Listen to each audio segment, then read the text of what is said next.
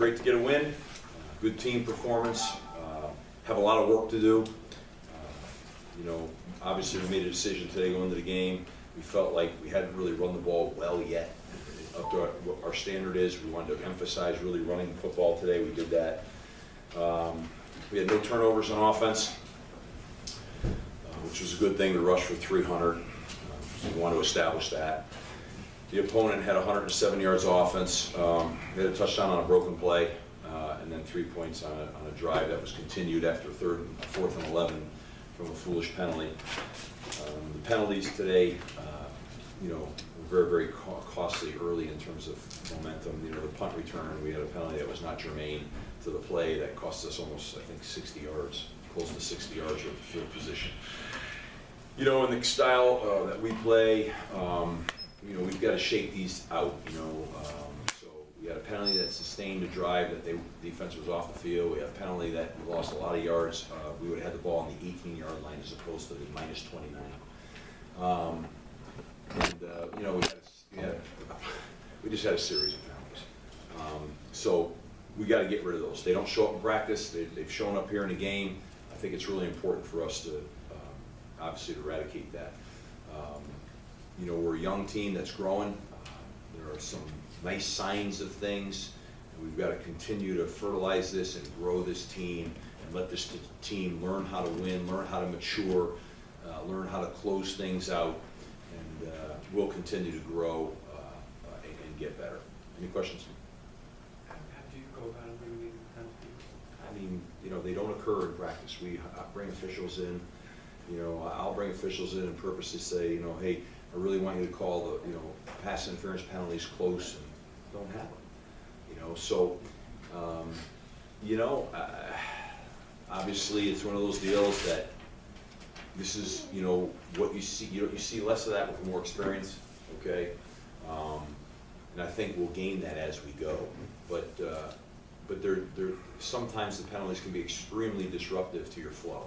I mean, we opened the game up on the first drive. We had a holding penalty, and right away we're, you know, it's just, you're like, come on, for real with this, you know? I mean, but, you know, that's the kind of stuff that, you know, we had a week ago as well early on, you know? So we've got to continue to just, you know, coach it. And I think that with experience, these things have a tendency to go, you know, to lessen. And, you know, guys get in the battle and the competition, and you know,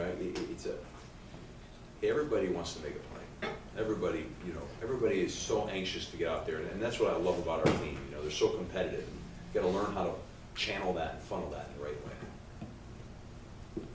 Yes. How much are you learning about what Patrick can do? I mean, the scramble for the touchdown, is that something you kind of encouraged him to run if he has no other options? Our thing with him is, I'm a big believer that is, you know, I'm not going to say any revelation here, but move the chains. Move the chains. The object, you know, at Florida we won a national championship just moving the chains. You know, we had a lot of breakdowns on third down, and Tim would find a way to move the chains. Because every time you move a chain, you get another series of downs. Every time you get another series of downs, it gives you another opportunity to, you know, helps the offensive coordinator call the game. When you're 3 and out, you can't call the game. It's hard to call the game. Okay? So the object of the quarterback is to move the chains. So when you have a chance to move the chains, move them. Go get first downs. And that's something that we try to really emphasize. So if the pocket breaks down or you don't like your look and you got a chance to go get that first down, go get the first down. You know, a couple times today, we were out on the edges a little bit. You know, bury that thing. Don't just throw it out of bounds, unless you have to avoid negative yards, you know? So, you know, we're continuing to work on that. You know, we had a nice deep strike to Jeff today. We had another one that we had a great opportunity on for a touchdown. So we're going to continue to work on that throw game, which means that on those third downs when things break down, we still have to have the ability, which we did a couple times today, to go get a first down, or in one case, obviously, go get a touchdown. Go with the offensive line play today. I would say to you that it was consistently inconsistent. And, you know, I need to watch that, but it's the same thing.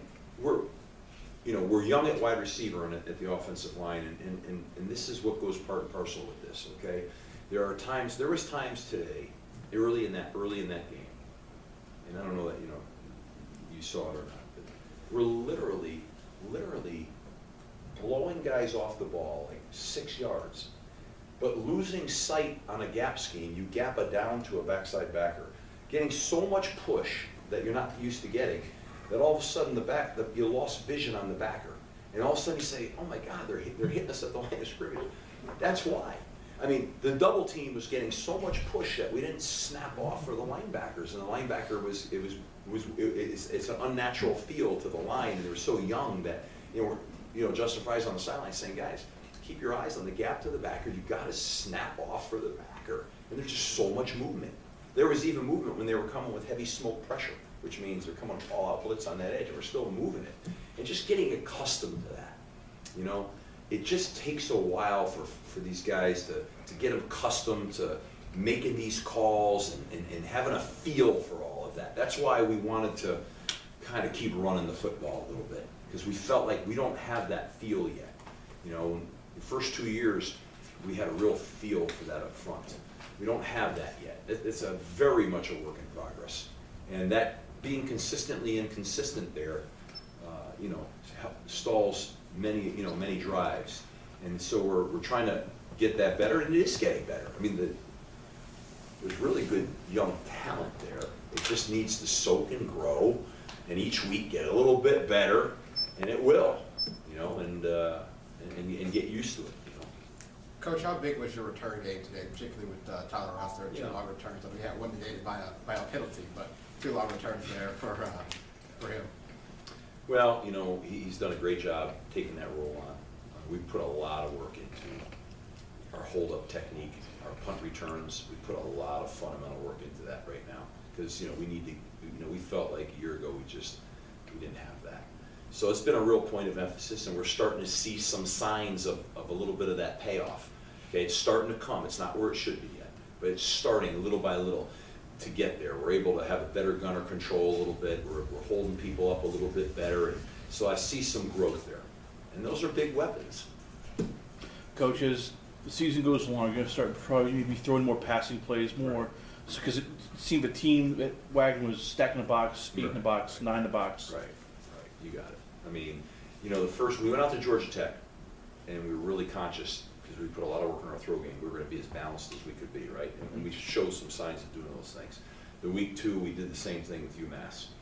But in the first 2 weeks, what we didn't do well, honestly, was run the ball with any consistency.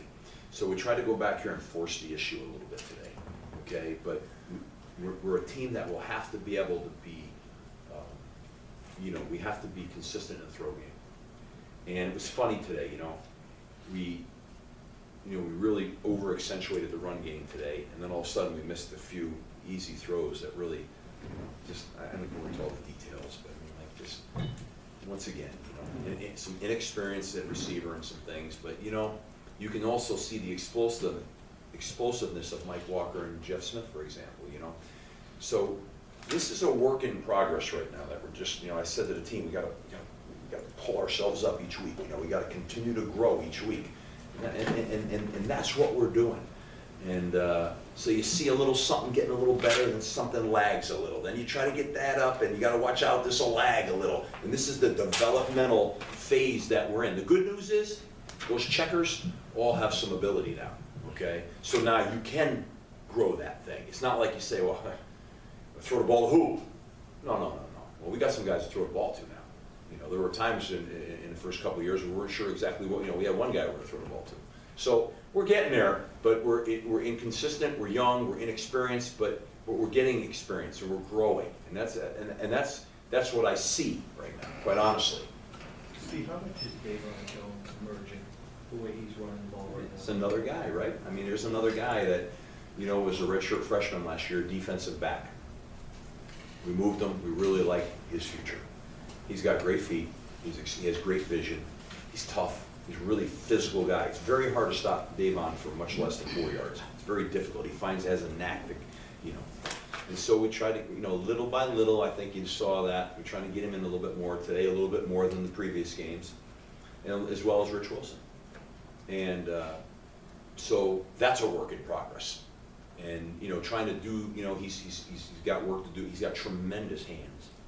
He's got to work on protection, or, you know, assignments and protection. So we're excited about Davon, you know, and we're trying to grow him, you know, in this process. But what a great future he has. He's got 3 more years after this. He's going to be a really good player, just like Jeff and Mike and John's got. John after this has still got 2 years. Those tight ends have 3 and 4 years ahead of them. I mean, there's a lot of guys. The offensive line, I mean, we're gonna get to a point where they're gonna have a good run together. And that, when BC's been good, that's been the case. You get those lines that you get them to the point where they can make a good run together. And we're gonna get to that point. This year is gonna be a work in progress with that, but they're gonna get to that point. And so what we have to do is smooth out the rough spots and make it more consistent than it is, because it's not very. And when they, you know, like a week ago, they got into that environment down there where they couldn't hear, they couldn't communicate. Complete havoc with the young guys who aren't confident enough yet to rely on what they know. They want to have reinforcement from somebody, like, you know, John Baker is the guy, you know, but you can't hear, you don't get that reinforcement, and then you got to learn how to handle that. Anyways. We'll take one final question. All set. Appreciate it, guys. Thank you, sir. Thank you. Thank you.